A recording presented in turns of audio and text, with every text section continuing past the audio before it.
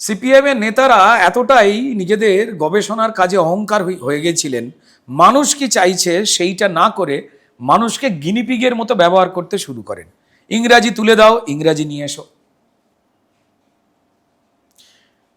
মালিকের হাত থেকে কেড়ে নিয়ে শ্রমিকের হাতে ক্ষমতা দিতে হবে, ধর্মঘট ধর্মঘট ধর্মঘট ধর্মঘট। এলাকার কোনো একটা কল খারাপ হয়েছে সেই নিয়ে সিপিএমের পার্টি অফিসে কথা বলতে গেলে সে কিউবার কল কতগুলো খারাপ হলে কল বিপ্লব হয়েছিল সেই গল্প এমন বলবে, চোখ দিয়ে জল বেরোবে, ওই জল দিয়ে তুমি জল খেয়ে নিতে পারবে, আর কল ছাড়াবার কথা বলবে না।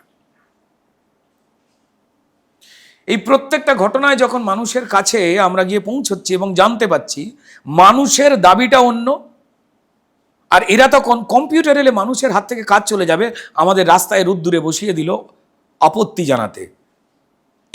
তারপর এরাই সেক্টর 5-এ কম্পিউটারের আড়তখানা বানিয়ে দিল।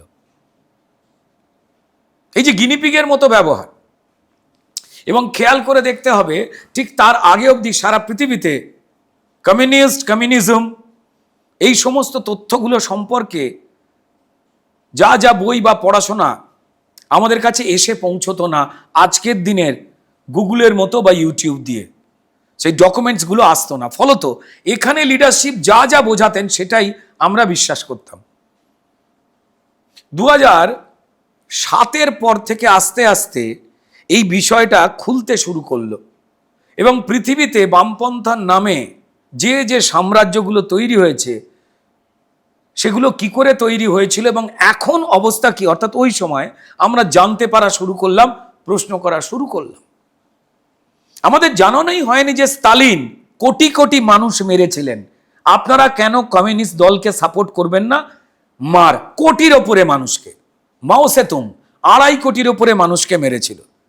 চে গুয়েভেরা সে নাকি একমাত্র বিপ্লবী, তার চুরুট খাওয়া ছবি ছড়ানো হয়েছিল। আমাদের পশ্চিমবঙ্গে বাংলার মাটিতে অনুশীলন সমিতি বলে শিক্ষিত বিপ্লবীদের সব থেকে বড় যে সংগঠন ছিল সেইটাকে ঢেকে দেওয়া হয়েছিল। এই সত্যিগুলো তো জানতে দেওয়া হয়নি।